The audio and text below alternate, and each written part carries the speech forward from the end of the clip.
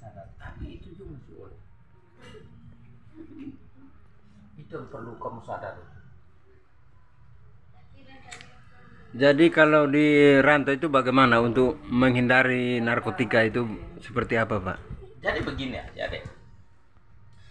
Kalau menghindari narkotika itu kembali ke faktor pribadi. Ya. Semua itu biar orang tua, biar presiden, biar menteri, biar gubernur, biar bupati, biar ini kepala desa, biar camat. Walaupun dia tegas 1000 macam cara, kembali ke pribadi. Karena dia bukan Tuhan. Setiap kali langkahmu, perbuatanmu, seperti orang timur bilang, kau pi ambil kayu, kau pi timba air, belum tentu orang tua awasi kan?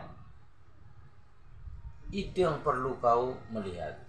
Jadi dalam faktor kehidupan manusia, faktor-faktor yang mempengaruhi kehidupan manusia itu banyak.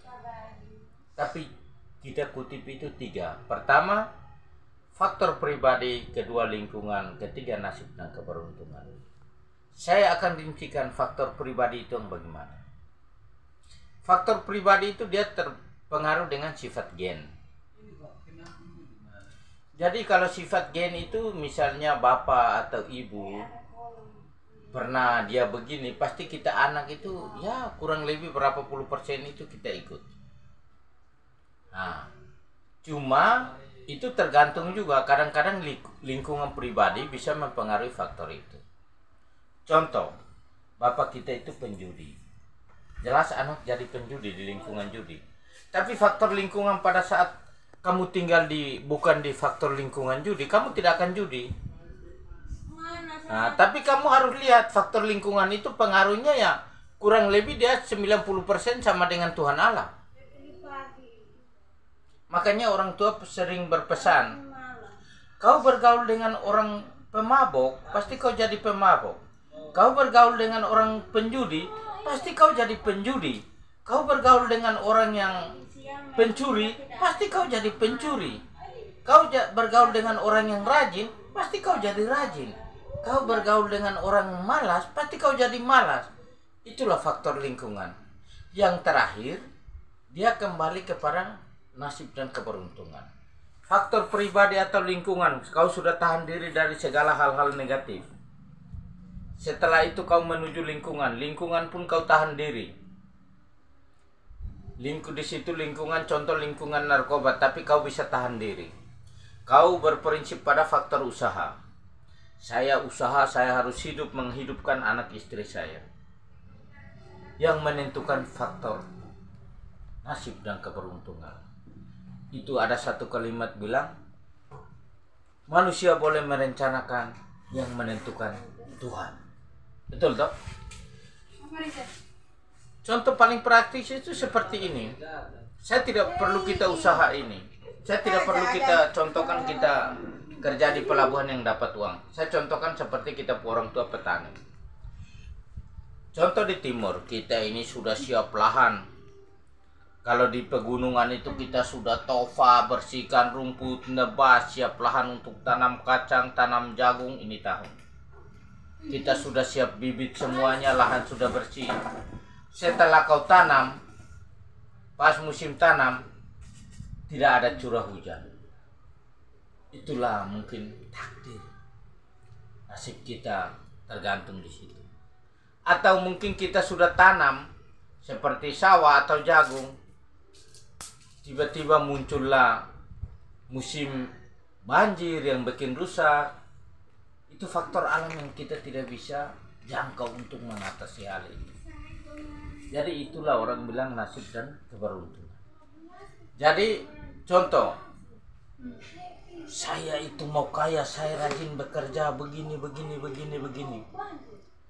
Oke, kita kerja satu bulan gaji 6 juta, berarti saya 10 bulan kerja 60 juta, 20 bulan kerja 120. Itu kan rencana kita.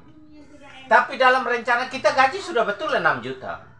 Tapi tiba-tiba kita jatuh sakit, kata kita tidak bisa dapat yang 6 juta itu lagi. Itulah orang bilang kembali kepada nasib dan keberuntungan yang kita tidak bisa lawan. Percaya atau tidak itu akan. Jadi semua kita boleh merencanakan, yang menentukan itu takdir kita. Walaupun kita sudah usaha seperti Cina atau kita sudah punya mobil, tiba-tiba kita bangkrut. Sudah punya uang yang banyak, tiba-tiba kita jatuh miskin. Karena setiap kali kita melangkah. Jadi dalam kehidupan itu kita tidak bisa tahu, ada 4 cara. 1. Ini rezeki, maut, jodoh, langkah. Itu kita setiap kehidupan dalam manusia itu kita tidak tahu. Arah kemana saya harus melangkah, rezeki kita itu bagaimana. Maut itu datang menjemput saya kapan kita tidak tahu. Jodoh itu kita mau dapat di mana kita tidak tahu. Boleh kau menyatakan saya cinta dia, saya cinta. Kalau bukan jodoh tidak mungkin. Percaya atau tidak? Kalau bukan jodoh, kau boleh punya analisa yang bilang saya harus kawin perempuan cantik, body mulus, agresif, pokoknya seksi, bibir seksi segala macam, pahanya oke, badannya oke. Tapi belum tentu itu kau dapat. Kau boleh merencanakan hal itu. Tapi tiba-tiba yang kau dapat mungkin cacat, hidungnya pesek, telinganya sebelah tidak ada, matanya sebelah buta. Itulah orang bilang jodoh kita tidak bisa tahu. Biar bupati, biar presiden Jokowi bilang kalau dia tahu jodohnya, saya bilang bohong. Kalau dia bilang dia tahu rezekinya, saya bilang bohong. Kalau dia bilang saya tahu ajal kapan saya mati, saya bilang bohong. Dia tahu langkahnya ke depan itu dia mau jadi apa, saya bilang bohong. Tidak akan tahu itu. Semua ditentukan oleh takdir Tuhan.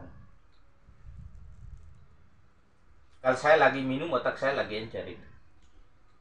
Oke, baik, terima kasih. Malam ini kita bertemu lagi dengan Bapak Julius. Dan terima kasih, semoga video ini bisa menginspirasi kita, anak-anak perantau dimanapun berada. Semoga kalau berteman itu, ya Om, berteman itu jangan memilih. Jangan memilih ya. Jangan memilih. Jangan kau melihat dia jelek terus kau membenci dia, salah. Jangan kau melihat dia baik kau mencintai dia, salah. Tidak ada manusia di dunia ini sempurna. Yang bisa sempurna itu Tuhan. Tuhan Yesus saja masih punya sifat marah. Sifat manusianya juga masih ada. Oke, baik, terima kasih Om. Semoga video ini bermanfaat bagi penonton setia dimanapun Anda berada. Jangan lupa like dan subscribe. Oke, terima kasih.